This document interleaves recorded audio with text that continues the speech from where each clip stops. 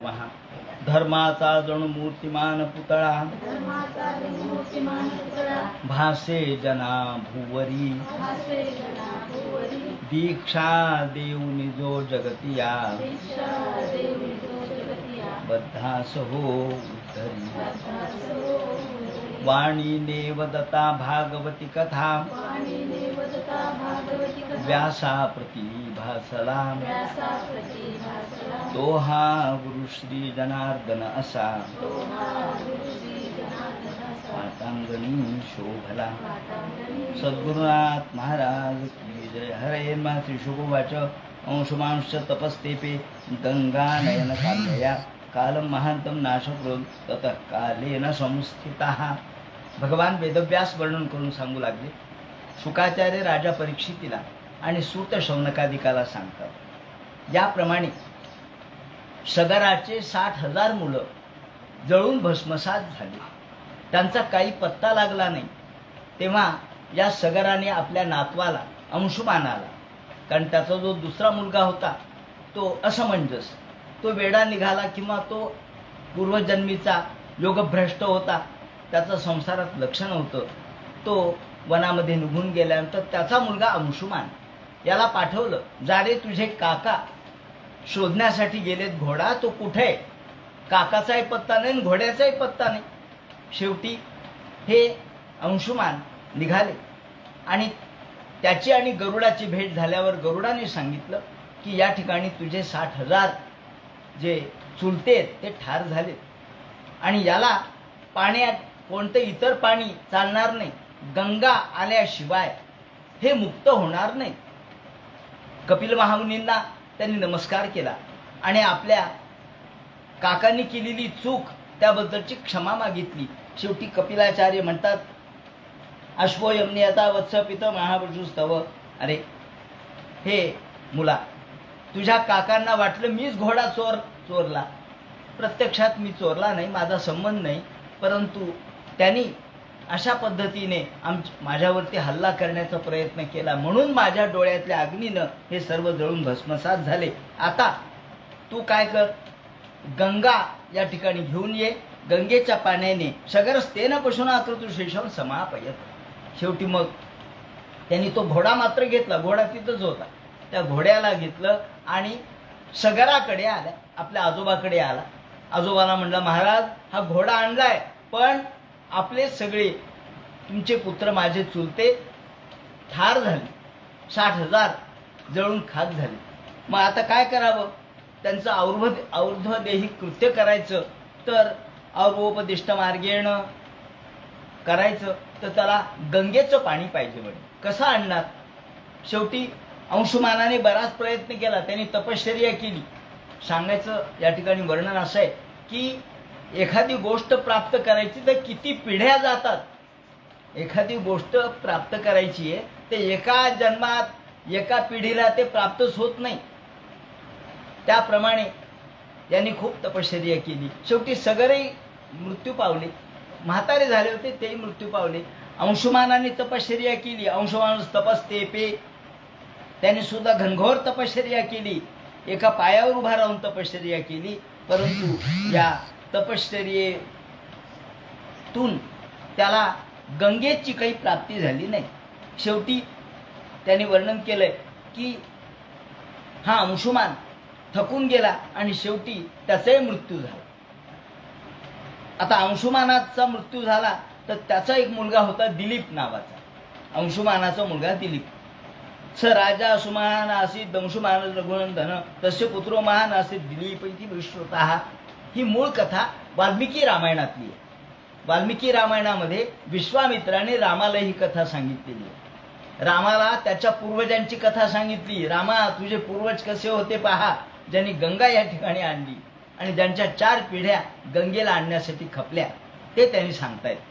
तेव्हा दिलीप हा त्याचा मुलगा, दिलीपाने देखील तपश्चर्या केली। 12 त्यांनी वर्णन केलंय की दिलीपाने खूप प्रयत्न केले, रोज चिंता करायचा हा दिलीप, काय करावं कसं करावं, आणि त्यांनी सुद्धा तपश्चर्या केली। शेवटी त्यालाही यश लाभलं नाही। हा दिलीप कोण होता त्याचं वर्णन रघुवंशामध्ये केलेलं आहे. अल्पस्य हे तोर बहुहा तुमिच्छन विचार मूढ प्रतिभासिमेत्वम. या दिलीपाला पुत्र नव्हता, सुरुवातीला पुत्र नव्हता. वसिष्ठ ऋषींना विचारलं, महाराज मला पुत्र नाही, काय करावं, संतान नाही. त्यांनी दिव्य दृष्टीने पाहिलं आणि सांगितलं, राजा तुझ्याकडून अपराध झालाय. काय झाला? तुझ्याकडून नंदिनी कामधेनूची मुलगी तिचा अपराध घडलाय. मग त्यांनी विचार केला, हो एकदा इंद्राच्या साह्यासाठी हा दिलीप स्वर्गामध्ये गेला, इंद्राला जय प्राप्त करून दिला आणि मोठ्या वेगाने निघाला. मध्ये नंदिनी भेटली, त्याला नमस्कारही केला नाही. गाईला निदान नमस्कार करावा म्हणे. नंदिनी दिसली, तिला नमस्कार केला नाही आणि मोठ्या वेगाने घरी आला. कारण त्याच्या पत्नीचा ऋतुकाल होता. त्याला वाटलं, अरे आपल्याला पुत्र नाही, तर आपण आता या ऋतुकालाच्या वेळेला पत्नी बरोबर राहिलं म्हणजे आपल्याला पुत्र होईल. म्हणून त्या घाईमध्ये तो आला, नंदिनीकडे दुर्लक्ष केलं आणि जे त्याला पुत्र झाला नाही. वसिष्ठ म्हणे आले, तुला गो सेवा करावी लागेल, गायीची सेवा करावी लागेल. म्हणले ठीक आहे. गायीची सेवा करण्यासाठी हे आश्रमात दाखल झाले. आश्रमात दाखल झाले, हजारो गायी होत्या तिथं. काय वर्णन केलंय रघुवंशामध्ये, हजारो गायी. दररोज या सगळ्या गायींना पाणी पाजायचं, चारा गहू घालायचा, त्यांना घेऊन जायचं, राखोळी त्यांना घेऊन जायचं आणि पुन्हा संध्याकाळी परत आणायचं. याप्रमाणे रोज कार्यक्रम चाललेला आणि गायीच्या सहवासात राहिले. थोडक्यात काय, गायीच्या सहवास, तिचा श्वास, तिची सोबत, तिचा सहवास, तिच्या नाकातून बाहेर पडणारा वारा, हे सगळं कारणीभूत ठरतं आपल्या आरोग्याला. हे त्याच्यामधलं खरं रहस्य आहे. आणि मग एके दिवशी इंद्राला वाटलं याची परीक्षा बघावी म्हणून इंद्र आले. रघुवंशात वर्णन केलंय, इंद्र आले वाघाचं सिंहाचं रूप घेऊन. सिंहाचं रूप घेऊन इंद्र आला आणि त्याने एका गायीला धरलं. धरल्याबरोबर त्या गायीच्या अंगावर त्यांनी पंजा टाकता क्षणी हा राजा समोर आला. अरे सिंहा, मानवी वाणीमध्ये सिंहाला म्हणाला आणि सिंहही बोलू लागला, थांब थांब, तू या गायीला मारू नकोस. तो म्हणला, का? अहो माझं खाद्य आहे, मी खाणार. खा, तुझं खाद्य आहे ना, तुला खायचंय तर मला खा म्हणे. मला खाऊन तुझं पोट भरेल, पण गायीला खाऊ नकोस. म्हणलं का? अहो मी शब्द दिलाय म्हणे माझ्या गुरु महाराजांना की मी गायीची रक्षण करीन, गायीची सेवा करीन. अहो म्हटलं गायीची सेवा तर तू हजारो गायी आहेत, एक गाय मेलं तर काय होईल? अल्पस्य हेतोर बहुहा तुमिच्छन. अल्प हेतूसाठी तू स्वतःचा जीव द्यायला तयार झाला. अरे राजा, तू राजा आहेस. शेवटी एक माणूस मेला तर चालतो, पण पोशिंदा म्हणून मरून चालत नाही. तू जगाचा पोशिंदा आहेस, जनतेचा पोशिंदा आहेस. तू नष्ट होऊन कसं चालेल? गाय मेली तर मरू द्या म्हणे. तो म्हणला नाही. इंद्र हा सिंहाच्या रूपात होता. तो म्हणतो, विचार मूढ प्रतिभासिमेत्व. मला वाटतं तू मूर्ख आहेस राजा. तो म्हणला, असू द्या मूर्ख महाराज, पण तू माझ्या मानेवर तुझा पंजा ठेव आणि मला खा, पण गायीला खाऊ नकोस. ही त्याचं वचन ऐकल्याबरोबर इंद्राने आपलं रूप प्रगट केलं. म्हणले, वा रे वा, त्याला म्हणतात खरा राजा, खरी गोसेवा. आणि मग सांगायचं तात्पर्य असं की वसिष्ठ ऋषींच्या कृपेने त्याला पुन्हा पुत्र संतती झाली. आणि मग हा जो दिलीप आहे, त्या दिलीपाचा मुलगा भगीरथ झाला. काय पुण्यवान आहे भगीरथ. का पुण्यवान आहे? तर त्याचं कारण दिलीपानी सुद्धा प्रयत्न करून उपयोग झाला नाही. 60,000 मुलांनी प्रयत्न करून उपयोग झाला नाही. अंशुमानाने प्रयोग करून उपयोग झाला नाही. शेवटी दिलीप त्यांनी तपश्चर्या करून उपयोग झाला नाही. भगीरथ जन्माला आला आणि हा भगीरथ त्यांनी पंचाग्नी साधन केलेलं होतं. 1 महिन्याचा उपवास करून हा व्रत करत होता. ज्याप्रमाणे भगीरथ प्रयत्न शब्द आपण वापरतो. भगीरथ जन्माला आल्यानंतर दिलीपही या जीवनात मध्ये मृत्यू पावला. आणि मग भगीरथाने मात्र कशी तपश्चर्या केली ते म्हणतात, ऊर्वाहू तपस्ता पंचतपा मांसाहारो जितेंद्रिया. भगीरथाला सांगितलं, प्रत्येक जण आपापल्या मुलाला सांगायचं, अहो आपले पूर्वज त्यांना अजून गती मिळाली नाही, पूर्वजांना गती मिळाली नाही, एवढा एकच उद्देश होता. आता पूर्वजांचा कोणी विचारच करत नाही. माझं झालं म्हणजे बस झालं. पूर्वज कोण बघायला मागचं काय झालं काय नाही. अहो तसं नाही.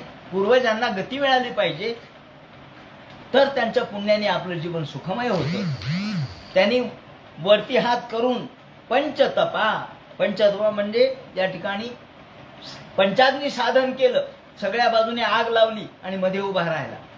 हिवाळ्यामध्ये सगळ्या बाजूनी गारवा आणि मध्ये नदीमध्ये उभं राहायचं. उन्हाळ्यात पंचाग्नी साधन करायचं. अशा पद्धतीने आणि मांसाहारो एक महिन्याचा उपवास करून त्यांनी तपश्चर्या केली. जितेंद्रिया तस्य वर्ष सहस्राणी, किती हजारो वर्ष तपश्चर्या केली आणि मग उभा राहिला. शेवटी ब्रह्मदेव प्रसन्न झाले. म्हणले, अरे काय तपश्चर्या कशासाठी करतोस तू? त्यांनी सांगितलं, महाराज, अहो माझे पूर्वज हे जळून भस्मसात झालेत कपिल महामुनींच्या शापाने. तेव्हा त्यांना गती मिळण्यासाठी गंगेला तुम्ही प्रार्थना करा. गंगा कशी येणार? तुम्ही सांगितलं, तुम्ही पितामह आहेत, तुमचे शब्द ती सोडणार नाही, तुमचे शब्द ती अमान्य करणार नाही. म्हणून भगीरथाने ब्रह्मदेवाची तपश्चर्या केली आणि गंगेला तेवढं पाठवा अशी विनंती केली. ब्रह्मदेव प्रसन्न झाले आणि ब्रह्मदेवाने सांगितलं, अरे भगीरथा, तुझ्या म्हणण्याप्रमाणे मी गंगेला पाठवतो, पण काय? पण ही गंगा इतक्या जोराच्या प्रवाहाने खाली येईल की ती जर वरतून खाली पडली तर पृथ्वी फोडून खाली जाईल, पाताळात जाईल म्हणले. आणि मग गंगा या पतनम राजन पृथ्वी न सही रे, पृथ्वी सहन करू शकणार नाही. तावई धारई तुम राजन, मग काय करू म्हणले. म्हणजे एक तपश्चर्या तर वायाच गेली, मग आता काय करू? ते म्हणले, तू शंकराची तपश्चर्या कर. बरं म्हणले, आता शंकराची तपश्चर्या. किती प्रयत्न करावे लागतात. आपण भगीरथ प्रयत्न उग म्हणत नाही, उगीच भगीरथ प्रयत्न शब्द आला नाही आपल्याकडं. अगदी जीवभ्य प्रयत्न, इतकी तपश्चर्या केली, हजारो वर्ष, एक महिना उपवास ठेवून. ब्रह्मदेव प्रसन्न झाले, पण ब्रह्मदेवाने शुक्ल काष्ट दुसरंच काढलं. म्हणले, गंगा इतकी वेगाने खाली येईल की पृथ्वीनं सहिष्यते, पृथ्वी सहन करू शकणार नाही. मग शंकर तेवढे गंगेचा प्रवाह सहन करू शकतील.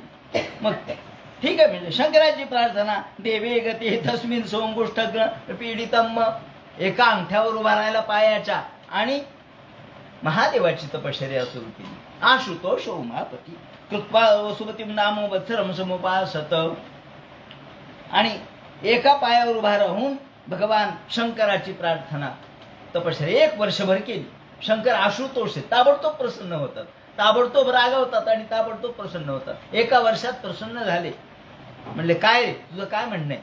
म्हणले, काही नाही महाराज, माझे जे पितर आहेत त्यांना गती मिळाली नाही, त्याच्यासाठी गंगेची गरज आहे. आणि गंगा तुम्ही डोक्यावर धारण केली तर ती धारण होऊ शकते असं ब्रह्मदेवानी सांगितलं. म्हणून मी तुमची प्रार्थना करू लागलोय. असं म्हटल्यानंतर ते म्हणाले, काय गंगेला अभिमान झालाय का? म्हणले, ते म्हटले, ते मला माहित नाही. नाही, तिला अभिमान झालाय म्हणे. बहुधा तिला वाटलं असेल, माझी एवढा प्रवाह कोण सहन करू शकतं. तिला म्हणावं, ये, हरकत नाही म्हणे. पुन्हा ब्रह्मदेवाला सांगितलं, महाराज गंगेला पाठवून द्या. तस्यावले पण ज्ञात्वा क्रुद्धस्त भगवान हराहा, म्हणले दाखवतो, म्हणले गंगेला काय माझा प्रताप दाखवतो. असं म्हणून जे गंगा धो धो धो धो धो धो प्रवाहाने खाली पडत राहिली. सा तस्मिन पतिता पुण्या पुण्य रुद्रस्य मूर्धनी, महादेवाच्या डोक्यावर हजारो धारांनी प्रवाह केला.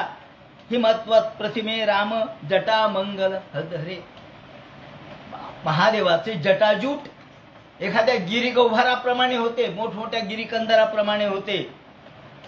ती जी गंगा वरतून पडली, ती जी गडप झाली, ते कुठे गेली पत्ता लागला नाही, एक थेंब खाली आला नाही. हा म्हणले, आणि मग हा वाट बघत राहिला भगीरथ, आता गंगा येईल, आता गंगा येईल. महादेवा गंगा, ते म्हणले ती गडप झाली.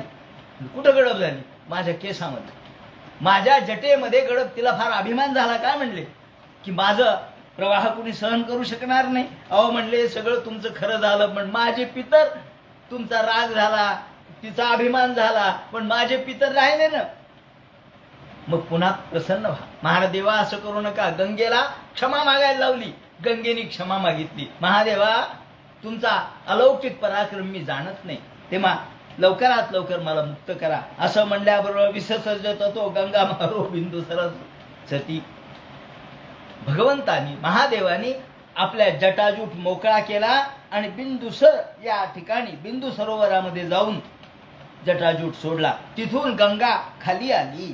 खाली आल्याबरोबर पहिल्यांदा तिच्या 3 धारा प्रगट झाल्या. लादिनी पाविनी चैव नलिनीच तथैव च. लादिनी, पाविनी आणि नलिनी अशा 3 धारा, लादिनी, पाविनी, पावनी आणि नलिनी अशा 3 धारा पूर्व दिशेकडे वाहत्या. नंतर सुचक्षु, सीता आणि महानदी सिंधू ह्या पश्चिमेकडे वाहिल्या. म्हणजे एक 3 धारा पूर्वेकडं, 3 धारा पश्चिमेकडं, सुचक्षु, सीता आणि सिंधू ह्या पश्चिमेकडे. सप्तमी चांदवगा, तासाम आणि 7वी धारा ही एक इकडे गेली, एक 3 धारा तिकडे गेल्या. म्हणले माझ्याकडे काही, म्हणले 1 धारा तुझ्याकडे येईल. ही 1 धारा म्हणजे ही गंगा आहे महाराज. 1 धारा आहे तर एवढी आहे. 7 धारा असतात तर काय झालं असतं. म्हणजे काय प्रचंड प्रवाह असेल तो. सप्तमी चांदवगा, तासाम आणि मग भगीरथाला सांगितलं, भगीरथा चल तुझा रथ पुढे ने, तुझ्या माग ही गंगा येईल. तू जिकडे चकारी नेशील, जिकडे तुझा रथ जाईल तिकडे गंगा प्रवाहित होईल. चल. चंदनमा स्थित आणि तो वायुवेगाने या रथाला घेऊन निघाला. मोठा दिव्य रथ होता आणि निघता निघता त्या काय चमत्कार, गंगा पृथ्वीवर आली हे पाहण्यासाठी देव आले, दानव आले, गंधर्व आले, सर्प आले, नाग आले, सगळे लोक जमा झाले. यक्ष आहेत, किन्नर आहेत. काय अलौकिक. म्हणजे गंगा पृथ्वीवर आली, आकाशातली गंगा, जी विष्णूच्या पायापासून निघाली ती गंगा. हो, म्हणजे विष्णूच्या पायापासून निघालेली गंगा शंकराने डोक्यावर घेतली आणि शंकराच्या जटाजुटीतून निघालेली गंगा तिचा एक प्रवाह जेव्हा निघाला तेव्हा हजारो लोक बघायला, दृश्य बघायला आले. जसं आपल्याकडे पूर बघायला लोक येतात. अरे पूर आला काय, पूर आला काय, चला बघायला. हा गंगेचा पूर आहे. तर तो देवर्षी गंधर्वा, यक्ष, सिद्ध असतात आणि सगळे लोक आकाशामध्ये विमानांची गर्दी झाली. सगळे बघू लागले काय पुढे हा पळतोय रथ घेऊन आणि मागे गंगाचा प्रवाह चाललाय. याप्रमाणे तीव्र गतीने ही गंगा निघाली. आकाशातल्या सर्वांनी तिच्यावरती पुष्पवर्षाव केला.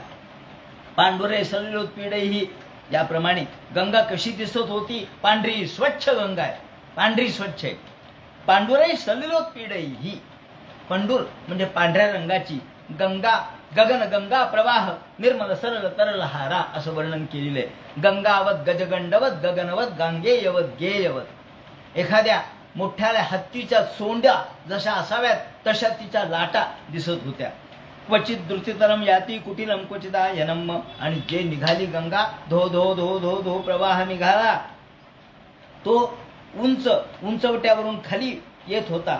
येता येता येता तिथून पृथ्वीवर आली, निघाली. पुण्य होते याचं. भगीरथो ही राजर्षी दिव्यम चंदनमा स्थिता. या राजर्षीनी दिव्य अशा प्रकारचा रथ घेतला होता. त्या रथाच्या मागे ती धावत होती. प्रायादग्रे महाराजम स्तम गंगा पृष्ठतोन बघात. पुढे तो रथ, मागे ती गंगा. करत करत करत सगळे पाहत होते.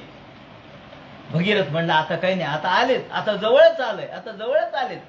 आपल्या पितरांच्या जवळ आपण येऊन पोहोचलो असं वाटता क्षणीच मध्ये जन्नू नावाचा राजा यज्ञ करत होता. त्याचा यज्ञ चाललेला होता. त्या यज्ञामध्येच गंगा घुसली. यज्ञामध्ये सगळं पाणीच पाणी झालं. त्याने वर्णन केलंय. म्हणजे संकट किती येतात, प्रयत्न किती करावं लागतात, संकट किती येतात. ततो यजमानस्य जंहोर अद्भुत कर्मणा. जन्नू यज्ञ करत होता. यज्ञाच्या मंडपात गेल्याबरोबर तो म्हणला काय पाणी कशाचं आहे. म्हणजे गंगेचं आहे. आणि गंगेचं पाणी माझ्या यज्ञामध्ये. त्यांनी ती गंगा प्राशनच करून टाकली. सगळी गंगा पिऊन टाकली. कुणी म्हणतात मांडीमध्ये घातली. या ठिकाणी वर्णन वाल्मिकी रामायणाने पिऊन टाकली म्हणून केलेलं आहे. अपिबत्तु जलम सर्वम गंगाया परमाद्भुतम. अपिबत पिऊन टाकली. हा बघायला लागला. ओ म्हणले काय गंगा. भगीरथ म्हणलं गंगा कुठे गेली. ते म्हणले गंगा मी पिऊन टाकली. भगीरथाने पुन्हा हात जोडले. महाराज असं करू नका ना, माझ्या पितरांना मुक्ती मिळणार नाही ना, तेवढ्यासाठी गंगा आहे. मग काय करू. गंगेला म्हणा क्षमा माग माझी. ते म्हणे गंगेने क्षमा मागितली आणि गंगेने सांगितलं इथून पुढे मी तुमची पुत्री म्हणून, तुमची मुलगी म्हणून मी नाव धारण करीन. मी जन्नूची मुलगी म्हणून जान्हवी असं नाव झालं, जन्नूची मुलगी. आणि असं म्हणून त्यांनी कानामधून तिला सोडलं. याप्रमाणे तस्मा जंसुतां गंगाम प्रोक्षते जान्हवी, तिला जान्हवी असं नाव प्राप्त झालं. याप्रमाणे ही दिव्य कथा त्यांनी सांगितली. आणि मग त्यानंतर सागरम चापी संप्राप्ता सा सरित प्रवरा तदा रसातलमुपागच्छ सिद्ध्यर्थम तस्य कर्मणः. याप्रमाणे ही गंगा रथाच्या मागं धावत धावत धावत ज्या ठिकाणी पितर होते त्याचे तिथे गेली आणि पितरांना स्पर्श झाल्याबरोबर पितर मुक्त झाले. गोपाल कृष्ण भगवान की जय. भगीरथोपी राजर्षी गंगा मादयतः पितामहान भस्मकृता न पश्चात गत चेतनः. हे वाल्मिकी रामायणातला संदर्भ आहे. वाल्मिकी रामायणाच्या अनुषंगाने ही वर्णन या ठिकाणी मी भागवताचं आणि वाल्मिकी रामायणाचं केलेलं आहे. याप्रमाणे त्यांनी आपल्या पितरांना मुक्ती दिली. गंगेसाठी तपश्चर्या, किती पिढ्या गंगेसाठी गेल्या, खपल्या. गंगेसाठी 3 पिढ्या खपल्या. त्यानंतरही पुन्हा अनेक अडचणी आल्या. महादेवाचा राग आहे, जन्नूनी प्राशन केलेली गंगा आहे. याप्रमाणे त्यांनी वर्णन केलंय. आणि मग भगीरथ स राजेंद्रिय भुवन पावनिम यत स्वपितृणाम देहा भस्मी भूतास्म शेरते रथेन वायू वेगेन प्रयांत म्हणून धावती देशान पुनंती धाना सिंचत सगरात्मजान. सगळ्या देशाला पुण्यवान करत करत, सगळ्या भारतवर्षाला पुण्यवान करत ही गंगा सर्वांना आता पावन ठरलेली आहे. तिने तर यांच्या पितरांना मुक्ती दिली, पण जलस्पर्श मात्रेण, ज्या गंगेच्या स्पर्शाने ब्रह्महत्येतून सुद्धा माणूस मुक्त होतो. गंगेची ताकद काय तर आता नव्या शास्त्रज्ञांनी सिद्ध केलंय. सगळं पाणी सारखं नाहीये. काही शास्त्रज्ञ पाश्चात्य होते, ते म्हणले काय, गंगा टू होलगा नावाची एक नदी आहे परदेशामध्ये, आणि गंगा आणि होलगा सारखीच. मग यावर सगळे शास्त्रज्ञ एकत्र आले. ते म्हणले गंगेचं पाणी आणा. त्यांनी गंगेचं पाणी आणलं आणि दुसऱ्यांनी होलगेचं पाणी आणलं. आणि गंगेचं आणि होलगेचं पाणी वेगवेगळ्या बाटलीमध्ये ठेवलं. महिना, 2 महिने, 3 महिने ठेवलं. नंतर पाहिलं तर गंगेच्या पाण्यात एक सुद्धा जंतू निर्माण झाला नव्हता आणि होलगेच्या पाण्यामध्ये अनेक जंतू निर्माण झाले. बारीक बारीक बारीक किडे निर्माण झाले. हे कसे काय म्हणले? अहो, गंगा शेवटी शुद्ध आहे, पवित्र आहे. उगाच आपण गंगेचं नाव घेत नाही. गंगेचे, यमुनेचे व गोदावरी सरस्वती म्हणून ज्या आपण नद्यांची नावं घेतो त्याच्या मागे एक पावित्र्य आहे. गंगा ज्या पद्धतीने वरतून धावत धावत खाली येते, जी आदळत आदळत येते, तिच्यामध्ये वीज निर्माण होते. नवशास्त्रीय पद्धतीने सांगायचं तर तिच्यामध्ये विद्युत निर्मिती होते. तिच्यामध्ये विद्युत शक्ती आहे, कारण तिचं घर्षण होतं ना, आणि घर्षण झाल्याबरोबर वीज निर्माण होत असते. साधी गोष्ट आहे. याप्रमाणे गंगेच्या पाण्याचं एवढं घर्षण झालंय की तिच्यामध्ये जंतू निर्माण होत नाहीत. म्हणून त्यांनी वर्णन केले की या होलगेच्या पाण्यामध्ये टाकलेले हाडं जसे तसे राहिले आणि गंगेमध्ये टाकलेल्या हाडांचे तुकडे पाणीमय झाले, जलमय झाले. म्हणून आपण गंगेमध्ये विसर्जन करतो. असो, याप्रमाणे या जलस्पर्श मात्रेण ब्रह्मदंड हातापी सगरात्मज दिवंच केवलम देहभस्मभी. त्याप्रमाणे सगरांचे जे मुलं आहेत ते या ठिकाणी मुक्त झाले. आणि न हे तर परमाश्चर्य शोधून न देऊ ब्रह्म अनंताचरणांभोज प्रसूताय भवच्छिदा. जी भगवान विष्णूच्या चरणापासून निघाली, भवच्छिद, संसाराचा छेद करणारी ही गंगा आहे. त्रैगुण्यम दुस्तेजम हित्वा सद्यो यादास्मदात्मदम. आणि जो या गंगेच्या पाण्याचं स्नान करतो, म्हणून आपण गंगाळ शब्द वापरतो. जुन्या काळामध्ये बकेट नव्हती, गंगाळ होतं. गंगालय म्हणजे गंगाळ. निदान आंघोळ करताना तरी गंगेचं नाव तोंडात यावं म्हणून सांगितलंय. पाणी कोणत्याही पाण्याने आंघोळ करा, पण निदान गंगा, भागीरथी याचे नावं घ्या, की ज्यामुळं तुमच्या पाण्याला देखील मनाला शुद्धता प्राप्त होईल. शुतो भगीरथा यज्ञे तस्य नाभो परो भवत. आणि म्हणून तिचं नाव भागीरथी झालं. भगीरथाने आणली म्हणून तिचं नाव भागीरथी पडलं. सिंधुद्वीपस्ततस्तस्मात्. ज्याप्रमाणे ह्या भगीरथाचा पुत्र श्रुत, त्याचा नाभ, त्याचा पूर्वोक्त नाभापासून हा वेगळा आहे. नाभ त्याचा सिंधुद्वीप, सिंधुद्वीपचा अयुताचा पुत्र ऋतुपर्ण होता. हा जो ऋतुपर्ण आहे यांनी नलराजाला अक्षविद्या शिकवली आणि नलराजाने त्याला अश्वविद्या शिकवली. जेव्हा नलराजा या वनामध्ये गेला त्याला अत्यंत दुःख सहन करावं लागलं. पांडवाप्रमाणेच त्याला सुद्धा वनवास सहन करावा लागला या नळराजाला. तेव्हा नळराजांनी त्यावेळेला याला अश्वविद्या शिकवली ऋतुपर्णाला आणि ऋतुपर्णाने त्याला अक्षविद्या शिकवली. सारीपाट कसा खेळावा ते शिकवलं. याप्रमाणे ते म्हणतात की हा नळराजाचा मित्र आणि ऋतुपर्णाचा पुत्र सर्वकाम, या सर्वकामाचा पुत्र सुदास आणि सुदासाचा पुत्र सौदास. त्या सौदासाच्या पत्नीचं नाव मदयंती असं होतं. आणि वसिष्ठ शापात रक्षोभून भत्य स्वकर्मणा, त्यांना वसिष्ठाचा शाप झाला आणि वसिष्ठाचा शाप होऊन तो निपुत्रिक होण्याची वेळ आली. असं म्हटल्याबरोबर राजाने प्रश्न विचारला, महाराज वसिष्ठाचा शाप का झाला या सौदासाला? मग त्यांनी वर्णन केले. एकदा असं झालं, सौदासो मृगयाम किंचित चरण रक्षो जघानः. एकदा हा राजा शिकार करण्यासाठी गेला. त्याप्रमाणे त्यांनी काही राक्षसाला मारलं आणि त्याच्या भावाला सोडून दिलं. राक्षसाला मारलं पण राक्षसाच्या भावाला सोडून दिलं. शेवटी एकदा हा वसिष्ठ ऋषी यांच्या घरी आलेले असताना हा राक्षसाचा भाऊ याच्यावरती सूड उगवण्यासाठी एक स्वयंपाकी म्हणून त्याच्या घरी राहिला. या सौदासाच्या घरी स्वयंपाकी. आता राजाच्या घरी स्वयंपाकी लागतातच. महाराज तुम्हाला स्वयंपाकीची गरज आहे का? तो म्हणला हो आहे, माझ्या घरात आहे. आता राजा कशाला स्वयंपाकघरात जाईल? स्वयंपाकी कोण आहे हे राजाने काही पाहिलं नाही. हा राक्षस होता, ज्याच्या भावाला यांनी मारलं होतं त्याचा सूड उगवण्यासाठी हा स्वयंपाकी म्हणून तिथं राहिला. आणि एकदा वसिष्ठ ऋषी आलेले असताना त्यांना माणसाचं म्हणजे नरमांस वाढलं. ते पाहिल्याबरोबर वसिष्ठ ऋषी रागावले. म्हणले, अरे राजा, मला तू नरमांस वाढलेस? राजा म्हणला, नाही महाराज. अहो नाही काय?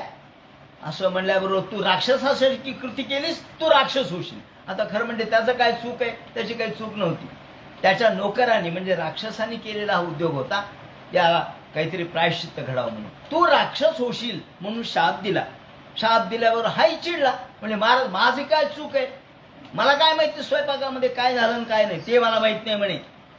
मी तुम्हाला शाप देतो म्हणून हातात पाणी घेतलं आणि या सौदासाने वसिष्ठाला शाप देण्यासाठी हातात पाणी घेतलं. तेवढ्यात त्याची बायको मदयंती ती म्हणल्या, हो महाराज थांबा, तसं आपल्या गुरुला शाप द्यायचा नसतो. कारण तुम्ही शाप दिला तर गुरुने तुम्हाला शाप दिलाय म्हणून काय गुरुला शाप देतात का? तुमचं सगळं अकल्याण होऊन जाईल. म्हटलं मग मी या पाण्याचं काय करू? कारण या पाण्याने कुठेही जरी पाणी टाकलं तरी याने हजारो जीव मरून जातील. म्हणजे एवढं माझ्या पाण्यामध्ये ताकद आहे. मग तुमच्या पायावरच टाका म्हणे. त्याच्या पायावर टाकल्याबरोबर त्याचे पाय काळे झाले. तेव्हापासून कल्माशपाद असं याचं नाव झालं. आणि मग एके दिवशी हा वनामध्ये राक्षस म्हणून गेला. कारण हा राक्षसच होणार होता. त्याप्रमाणे वसिष्ठाच्या शापाने हा राक्षस झाला. आणि राक्षसं भावमापन्न पादे कल्मषत अंगतः व्यवायकाले तदृशे मनोको दंपती द्विजाऊ. वनामध्ये गेला. तिथे एक नवरा बायको ब्राह्मणी यांचा संग चाललेला होता. त्यावेळेला यांनी त्यातल्या ब्राह्मणाला पकडलं आणि मारण्यासाठी खाण्यासाठी भूक लागली त्याला. तो खायला लागला. तेवढ्यात त्याची बायको आली. म्हणजे महाराज अहो तुम्ही राक्षस नाहीयेत, तुम्ही राजे आहात. तुम्ही शापाने राक्षस झालात, त्याला मारू नका. या ठिकाणी आमचा ऋतुकाळ आहे, त्यामुळे मला संततीची गरज आहे. मी संततीसाठी या ठिकाणी तळमळते. तुम्ही माझ्या पतीला मारू नका. असं ऐकूनही म्हणूनही तो थांबला नाही. शेवटी त्यांनी त्याच्या पतीला खाल्लं तिच्या आणि तिने शाप दिला. ज्या अर्थी अशा प्रसंगी तुम्ही माझ्या पतीला खाल्लं त्या अर्थी तुम्ही सुद्धा तुम्हाला रतिप्रसंगी तुम्ही मराल, नष्ट व्हाल, असा शाप तिने दिला. हे मदयंतीला कळालं. याचा राक्षसत्व संपलं आणि हा पुन्हा राजा म्हणून आला. आल्याबरोबर मदयंतीच्या जवळ गेल्याबरोबर मदयंतीने सांगितलं, महाराज तुम्हाला माझ्या जवळ येण्याला आता परवानगी नाही. त्याचं कारण तुम्हाला त्या पत्नीचा शाप आहे, ब्राह्मणीचा शाप आहे, तुम्ही मराल म्हणून. असं म्हणल्याबरोबर 12 वर्षांनी जेव्हा तो पत्नीजवळ आला तेव्हा विशापोद्वाद शाब्दांते मैथून आणि समुद्यता विज्ञाय ब्राह्मणी शाप महिषासा निवारिता. तिने निवारण केलं. म्हणजे नाही, तुम्हाला ब्राह्मणीचा शाप आहे, तुम्ही मैथुन प्रसंगी जर माझ्याशी संबंध केला तर तुम्ही मरून जातात. मग आता आपल्याला संतती कशी व्हावी, म्हणून वसिष्ठाने या ठिकाणी नियोग पद्धतीने तिच्यामध्ये संतती निर्माण केली. वसिष्ठ तदनुज्ञातो मदयंता प्रजामधात सा वै सप्त समागर्भ मग विभिन्न व्यजायत. संतती तिच्या पोटामध्ये निर्माण केली खरी, पण जवळपास 7 वर्ष तो बालक जन्मालाच आला नाही. अरे बापरे, म्हणजे काय करावं, 1 वर्ष झालं, 2 वर्ष झालं, 7 वर्ष. सावय सप्त समागर्भ, 7 वर्ष तसाच राहिला. मग शेवटी तिने वसिष्ठाच्या आज्ञेने पोटावरती दगड मारला आणि दगड मारला आणि याचा जन्म झाला, म्हणून त्याला अश्मक असं नाव पडलं. दगड मारल्यानंतर त्याला अश्मक असं म्हणतात. अश्मकाचा मूलक नावाचा मुलगा झाला. आणि ज्या वेळेला परशुरामाने निक्षत्रिया पृथ्वी केली त्यावेळेला सगळे क्षत्रिय पळून गेले, मात्र हा शिल्लक राहिला. तर त्यांनी स्त्रियांचं रूप धारण केलं या मूलकाने, बाई म्हणून. आता स्वतः परशुराम स्त्रीवर कधी हात उगारत नव्हते, तेव्हा सगळ्या क्षत्रियांनी बायकामध्ये याला बसविलं, बायकाचं रूप धारण केलं. साडी नेसून बसला, हा लुगडं नेसून बसला. म्हणले वाचायचं असेल तर लुगडं नेसा, नाही तर परशुराम ठार करील, नको म्हणला. आणि हा मूलक राहिला, त्याला क्षत्रियाच्या ऐवजी त्यांनी या ठिकाणी नारी मध्ये जाऊन राहिला. त्यामुळे याला मूलक असं जे नाव आहे याचं, त्यालाच नारी कवच असं नाव पडलं. नारीनं त्याला कवच केलं, म्हणजे सगळ्या स्त्रियांनी त्याचं रक्षण केलं, म्हणून नारी कवच इत्युक्तो निक्षति मूलको भवत. त्यामुळे त्याचं नाव नारी कवच असंही पडलं. याप्रमाणे त्याच्यापासून पुढे क्षत्रियांचे वंश सुरू झाले. मूलकापासून पुढे दशरथ झाला, दशरथाचा एडाबीड झाला, एडाबीडाचा विश्वसह झाला, विश्वसहाचा पुत्रा चक्रवर्ती सम्राट खट्वांग झाला. ज्या खट्वांगाचं वर्णन सुरुवातीला केलेलं आहे की जेव्हा इंद्राच्या साह्यासाठी गेलेला असताना इंद्राने त्याला विचारलं तुला काय पाहिजे, तो म्हणाला माझं आयुष्य किती ते सांगा. त्याने सांगितलं तुझं आयुष्य आता काही नाही म्हणले, केवळ काही काळ शिल्लक राहिले, 48 मिनिट एवढं शिल्लक राहिले. असं म्हणल्याबरोबर त्यांनी त्यावेळेला तपश्चर्या केली आणि मुक्त झाला. असा हा खट्वांग. नमे ब्रह्मकुलात प्राण कुलदेवांच्या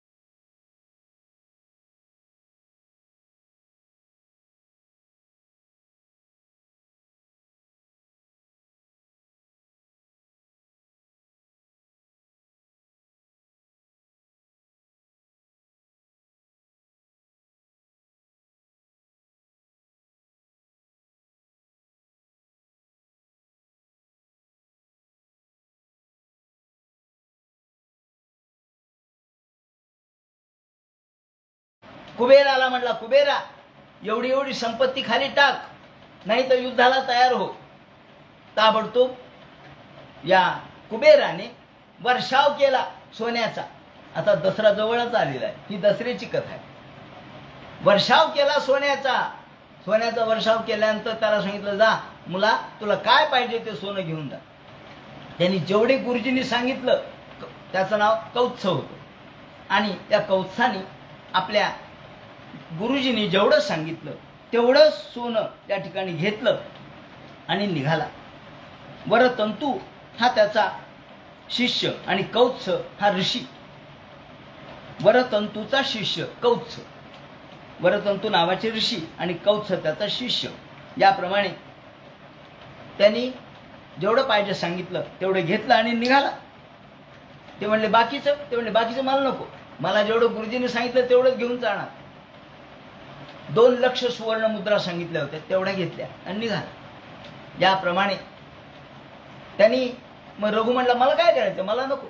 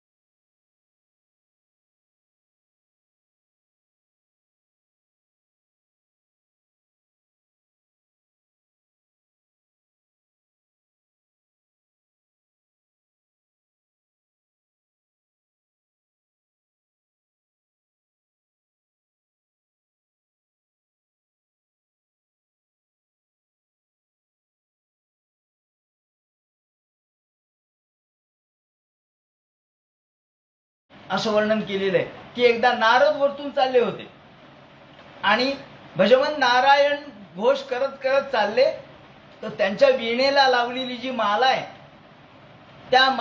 ती माळा गळाली आणि ती हिच्या अंगावर पडली आणि केवळ माळा अंगावर पडल्यामुळे फुलांची माला बरं का, त्यांनी हिचा मृत्यू झाला. हिचा मृत्यू झाल्याबरोबर राजा अज खूप शोक करू लागला. अज राजाचा शोक या रघुवंशामध्ये फार प्रसिद्ध आहे. तेव्हा इंदुमतीचे का फुलांचे मरण असं आपण म्हणतो. याप्रमाणे या राजाने इंदुमतीच्यासाठी एवढं शोक व्यक्त केला. म्हणजे करुणेचं उदाहरण जर, शोकाचं उदाहरण जर द्यायचं झालं तर अज विलाप याचं उदाहरण दिलं जातं. अज राजाचा विलाप या संस्कृत वाङ्मयात प्रसिद्ध आहे. याप्रमाणे सांगायचं तात्पर्य असं की हा अज आणि अजाचा दशरथ झाला. दशरथाचा आपल्याला माहिती आहे राम, लक्ष्मण, भरत आणि शत्रुघ्न हे 4 मुलं झाली. याप्रमाणे हा दशरथ त्यांना पहिल्यांदा संतती नव्हती, परंतु त्यांना वसिष्ठाच्या आदेशानुसार त्यांनी या ठिकाणी यज्ञ केला आणि यज्ञासाठी स्वतः प्रत्यक्ष ज्या अलौकिक असणारे, ज्यांनी कधी स्त्री पाहिली नव्हती, ऋष्यशृंग नावाचे ऋषी, ज्यांना घेऊन ये म्हणून सांगितलं होतं, पण ऋष्यशृंगाला आणायचं कसं, त्यांनी स्त्रीच पाहिली नव्हती कधी. मग शेवटी काय केलं, त्यांनी इंद्राला प्रार्थना केली, इंद्रा ऋष्यशृंगाला आणण्यासाठी तुमची मदत द्या. कारण यांनी मदत केली होती ना, इंद्राला सहाय्य करण्यासाठी कैकेयी सोबत गेली होती. ते रथाचं चाक निघालं तेव्हा त्यांनी रथाच्या चाकाच्या तिथं आपला हात घातला आणि इंद्राला जय मिळाला. मग या वेळेला इंद्र म्हणला हरकत नाही. त्याने अप्सरा पाठवल्या आणि इतक्या सुंदर अप्सरांनी नृत्य करायला सुरुवात केली याच्या आश्रमात जाऊन. याचे वडील बाहेर गेले होते तेव्हा याला लक्षातच नाही, वडील सांगून गेले मी येईपर्यंत थांब, पण यांनी स्त्री कधी पाहिली नव्हती. या सगळ्या स्त्रिया ते म्हणजे तुम्ही कोण आहेत, ते म्हणजे आम्ही ऋषिकन्या आहेत, म्हणून मग आमच्या बरोबर चला असं म्हणल्याबरोबर तो म्हणला ठीक आहे. जे त्यांना भुलवत भुलवत गुलवत गुलवत आणलं ते थेट. आता याच्या दैवामध्ये असं एक हे होतं की याचा जन्म जो आहे ना तो जललग्नावर झाला होता. जललग्नावर जन्म झाल्यामुळं हा जिथे जाईल तिथे पाऊस पडत होता, असं याचं वैशिष्ट्य होतं. याप्रमाणे याचा हरिणीच्या पोटी जन्म झाला होता म्हणून त्याला एक शिंग होतं, त्याच्या डोक्यावर एक शिंग होतं. याप्रमाणे म्हणून त्याला ऋष्यशृंग असं म्हणतात. याप्रमाणे तो पहिल्यांदा ज्या ठिकाणी आला तिथे पाऊस पडला आणि मग तो दशरथाकडे आला. दशरथाने पहिल्यांदा आपली शांता नावाची मुलगी, दशरथाला शांता नावाची मुलगी होती, ती दिली. त्याच्याबरोबर त्याचं लग्न लावलं आणि आपलं जावई त्यांना करून घेतलं आणि मग दशरथाने सांगितलं यज्ञ तुमच्या हाताने होऊ द्या. आणि मग याप्रमाणे हा यज्ञ झाला, ज्या यज्ञामुळं राम, लक्ष्मण, भरत, शत्रुघ्न हे मुलं जन्माला आले. याप्रमाणे हे अत्यंत पराक्रमी मुलं होते. रामाचं चरित्र कोणाला माहित नाही.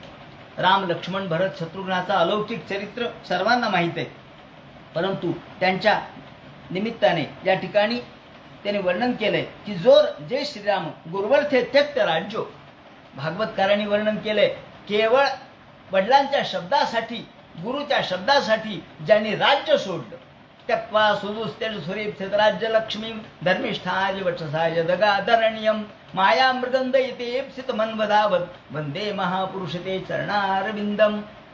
ज्या महापुरुष, राम म्हणजे महापुरुष आहेत, त्यांच्या चरणाला वंदन असो. ज्यांनी एका शब्दासाठी सुरेप्सित राज्य लक्ष्मी, इंद्राला सुद्धा ज्याचा हेवा वाटावा असं राज्य एका क्षणात सोडलं. अहो, दुसऱ्या दिवशी राज्य त्या ठिकाणी आपल्याला राज्याभिषेक होणार आहे.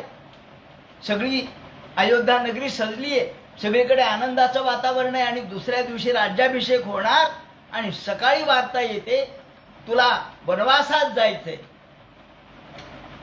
एखादा चक्कर येऊन पडला असता, त्यांनी मोठा शब्दाने शिव्या शाप दिले असते, आरडाओरडा केला असता, चिडला असता, रागावला असता.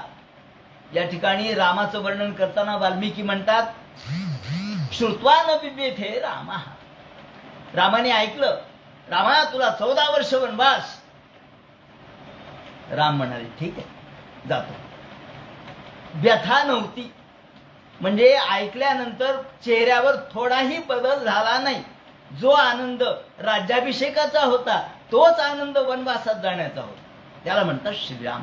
आणि म्हणून ते म्हणतात गुरुवर्थे त्यक्ते राज्यो वितरदुवनम पद्मपद्भ्याम प्रियाया.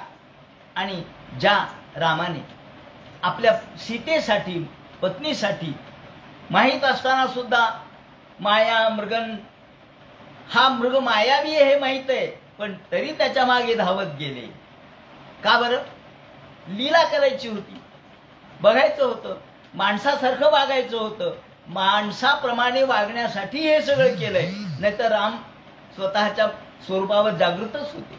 जेव्हा राम वनामध्ये फिरत राहिले, हे सीते, हे सीते, हे सीते म्हणून रडत राहिले, पार्वतीला वाटलं, पार्वती म्हणली शंकराला, महाराज तुमचे गुरु महाराज सीते सीते सीते म्हणून रडायला लागले.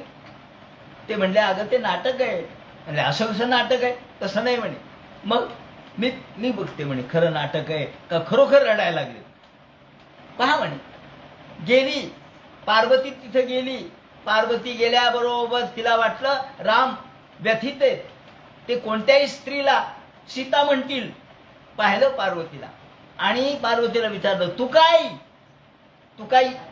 तू का आली म्हणे, तू कशाला आली म्हणून तिचं नाव तुकाई असं पडलं.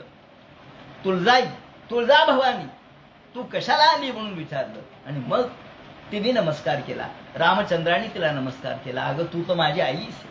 असो, याप्रमाणे वैरोप्यात शूर्प करण्या नख्या, ज्यांनी शूर्प नखेचं विरूपीकरण केलं आणि सेतू उत्पन्न केला, वानरांशी मैत्री केली, वालीला ठार मारलं, सुग्रीवाशी मैत्री केली आणि सुग्रीवाला त्याची पत्नी आणून दिली आणि त्याच्या बदल्यात आपल्या पत्नीचा शोध सुरू केला. याप्रमाणे ते म्हणतात ज्या भगवंतानी, रामचंद्रांनी सीतेला कसं स्वीकारलं त्याचं वर्णन आपल्याला हनुमान नाटिकेत केलेलं दिसतं. जी सीता त्यांनी धनुष्य उचललं, उत्क्षिप्तं सह कौशिकस्य पुलकै सार्धं मुखैर नामितं भूपानां जनकस्य संशय धिया साकं समास्फालितं वैदेही मनसा समंच सहसा पृष्ठो ततो भार्गवम. जेव्हा हा धनुष्य रावणाला देखील उचललं नाही, विसा हातीही धनुते न तोले, न तोलवे यास्तव देह डोले, झोके दयाच्या बहुखाय झोले, तरी मध्ये रावण काय बोले.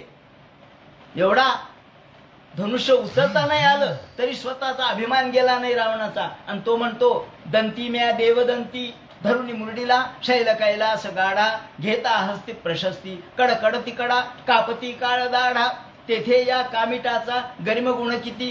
अरे मी मोठमोठ्या कैलास पर्वताला उचललंय, याची काय ताकद आहे. पण शेवटी ते छातीवर पडलं, भडभाडा रक्त ओकला आणि नंतर रामचंद्र तिथे गेले. रामाने आधी नमस्कार केला धनुष्याला, कारण शिवधनुष्य ते शिवाचे परशुरामाने वापरलेलं आहे, त्याला नमस्कारच केला पाहिजे. मी काही उचलतो म्हणून जमत नसतं. नम्रता पाहिजे. जिथे नम्रता आहे तिथे सगळे काम होतात, जिथे आढ्यता आहे तिथे कोणतंच काम होत नाही. आणि मग रामाने धनुष्य उचललं. उत्क्षिप्तं सह कौशिकस्य पुलकैः सार्धं मुखैर नामितं. ज्यांनी धनुष्य उचलल्याबरोबर नुसतं धनुष्य नाही उचललं, विश्वामित्राच्या अंगावर रोमांच उभे राहिले. धनुष्य उभं केलं, दुसरीकडे विश्वामित्राच्या अंगावर रोमांच उभे राहिले आणि धनुष्य वाकवलं. ते म्हणजे धनुष्य नाही वाकवलं, सगळ्या राजांच्या माना वाकवल्या. मुखैर नामितम भूतानाम भूपानाम जनकस्य संशय ध्या साकम समास फालितम. आणि ज्या वेळेला धनुष्याचा टणत्कार केला त्यावेळेला जनकाच्या मनामध्ये जो संशय होता की आता कोण धनुष्य मोडणार आहे, रावणाची फजिती झाली मग कोण येणार आहे, ताबडतोब त्याच्या मनातला संशय सगळा निघाला आणि दुसरीकडे धनुष्याचा टणत्कार झाला. आणि ज्या वेळेला धनुष्य मोडलं, कड कड कड चापे जैधवा शब्द झाला, तड तड तड अंड त्रासजे अब्ज झाला, तडफडी फणी राणा धाक भूमंडलाला, खडबडी कनिका आद्री धाका अखंडलाला. श्रीरामचंद्र महाराज की जय. याप्रमाणे रामाचं त्यांनी वर्णन केलेलं आहे. आणि असा हा श्रीरामचंद्र ज्यांनी प्रत्यक्ष रावणावर आक्रमण केलं, सेतू बांधला आणि सेतू तरुण रामचंद्र तिथपर्यंत गेले. रामाने आपलं अलौकिक सामर्थ्य दाखवलंय आणि म्हणून ते म्हणतात की ज्या श्रीरामचंद्रांनी कौशलेंद्रोवतांना त्या कौशलेंद्राला नमस्कार असो. विश्वामित्र ध्वरे येणं मारीचा निशाचरा हा विश्वामित्राच्या यज्ञाचं ज्यांनी रक्षण केलं, त्यांनी मारीचादी निशाचर मारले असे श्रीरामचंद्र. आदाय बाज बालगजलील विवेक्षु यष्टीम सज्जीकृतम विभंजमध्ये. याप्रमाणे श्रीरामचंद्र सीता कथा श्रवणतीत रिच्छयेन ज्या भगवंतांनी आपल्या शेवटी सीतेची शुद्धी केली, रावणाचा छेद केला, त्याप्रमाणे इंद्रजिताला मारलं, कुंभकर्णाला मारलं आणि पुन्हा आपल्या नगरीमध्ये प्रस्थान केलं. लंका विभीषणाला दिली आणि नंतर अयोध्येमध्ये आले. आपलं सगळं 14 वर्ष वनवासात असल्यामुळं जे जटाजूट आहे ते सगळं काढलं, विधिवत काढलं बरं का, विधिवत जटाजूट बाजूला काढलं आणि स्नान केलं, मंगल स्नान केलं. त्यावरती राज्याभिषेक झाला. भरत आले, भरतांनी रामाच्या पादुका रामाला समर्पित केल्या. भ्रात्रावने कृपणवत प्रियायुक्त श्री संगीराम गतिमती प्रयंशचार. आणि नंतर ज्या वेळेला 4 लोकांमध्ये चर्चा सुरू झाली की अरे काय म्हणले, रामाचे गुप्तहेर रामाला सांगू लागले, राम म्हणले सगळीकडे वातावरण चांगलं आहे ना, माझ्याबद्दल लोक काय म्हणतात, म्हणजे चांगलं म्हणतात, पण काय, पण म्हणे एक परीट असं म्हटला, आपल्या रात्री आपल्या पत्नीबरोबर भांडत होता, त्याची पत्नी काही दिवसानंतर परत आली, माहेरी गेली होती, परत आली. तो परीट म्हटला मी तुला घेणार नाही, मी काही राम नाहीये. इतके दिवस रावणाकडे राहिली तरी रामाने सीतेला परत घेतलं, तसा मी काही राम नाहीये तुला परत घ्यायला, जा म्हणले तू परत माहेरी, मला न विचारता गेली, न विचारता आली, मी तुला परत घेत नाही. असं म्हणल्याबरोबर श्रीरामचंद्रांनी आपल्या भावाला बोलावलं, लक्ष्मणा जा म्हणले.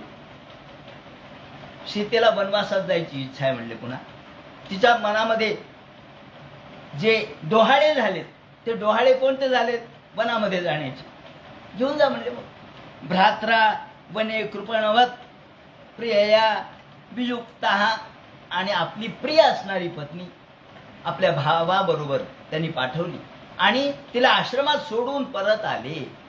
स्त्री संगीराम गतिमती प्रथम शचार, मी काही स्त्री संगी नाहीये रामासारखा, ज्या शब्दावर त्यांनी तिला सोडलं. आणि शेवटी ते म्हणतात श्रीरामचंद्र यांचे शेवटी मुलं झाली त्यांना, लव आणि कुश.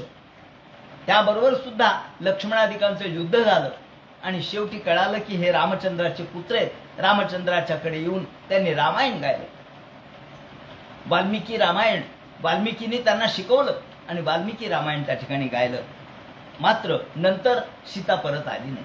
रामचंद्रांनी नंतर यज्ञ केले, पण सुपारी कमरेला बांधून केले, कारण सीतेने शेवटी सांगितले, हे भूमी, मी एवढं दुःख सहन केलं, परंतु माझ्याबद्दल रामाच्या मनात जर अजून संशय असेल, माझ्या पतीच्या मनात संशय असेल, तर मला आता दे माय धरणी ठाय, तुझ्याशिवाय मला कुणी नाही, मला तू पोटात घे. म्हणून धरणीच्या पोटामध्ये ती गेली. यद्रोष विभ्रत कटाक्षपात संभ्रांत नक्र कमलो भयगीर्ण घोषा. याप्रमाणे सीतेने भूमीमध्ये स्वतःला समर्पित केलं. त्यानंतर श्रीरामचंद्र, लक्ष्मण हे देखील शेवटी यांनी राज्य वगैरे केलं आणि राम, लक्ष्मण, भरत, शत्रुघ्न यांना सुद्धा मुलं झाले. शत्रुघ्नाचा मुलगा जो होता त्याने लवणासुराला ठार केलं. त्यानंतर लक्ष्मणाचा मुलगा अंगद आणि चित्रकेतू हे होते. भरताचा पुत्र तक्ष आणि पुष्कल होता. शत्रुघ्नाचा सुबाहू आणि श्रुतसेन होता. आणि कुशाचा अतिथी, निषध, नभ, कुशापासून अतिथी त्याचा निषध त्याचा नभ झाला, पुंडरीक झाला, क्षेमधन्वा झाला, देवानिक झाला, पारियात्र झाला, त्याचा बल झाला, त्याचा स्थल झाला, त्या बलाचा वज्रनाभ झाला, त्याचा शंखवण झाला, विधृती झाला, हिरण्यनाभ झाला. याप्रमाणे ध्रुव संधी झाला, त्याचा सुदर्शन, त्याचा अग्निवर्ण, त्याचा शीघ्र, त्याचा मरु. आणि हा मरु आता कलापग्रामामध्ये आहे.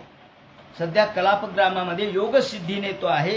पुढे जेव्हा सूर्यवंश नष्ट होईल तेव्हा त्याच्यापासून पुन्हा वंश सुरू होणारे मरु. जसं वज्र हा कृष्णवंशातला आहे तसा हा मरु सूर्यवंशातला आहे. याप्रमाणे त्यांनी विवरण केलेलं आहे. आणि या ठिकाणी मथुरा ही जी नगरी आहे ती स्थापन केली.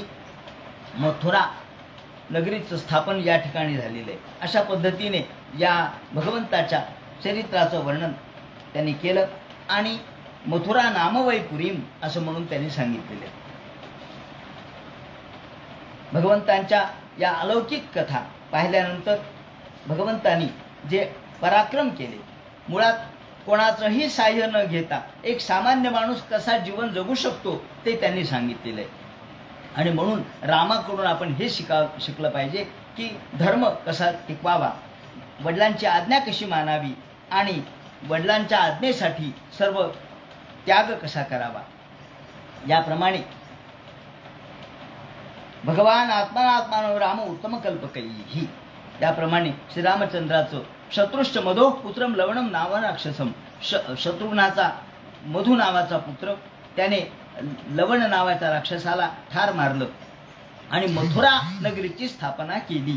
म्हणजे शत्रुघ्नाच्या मुलांनी केली.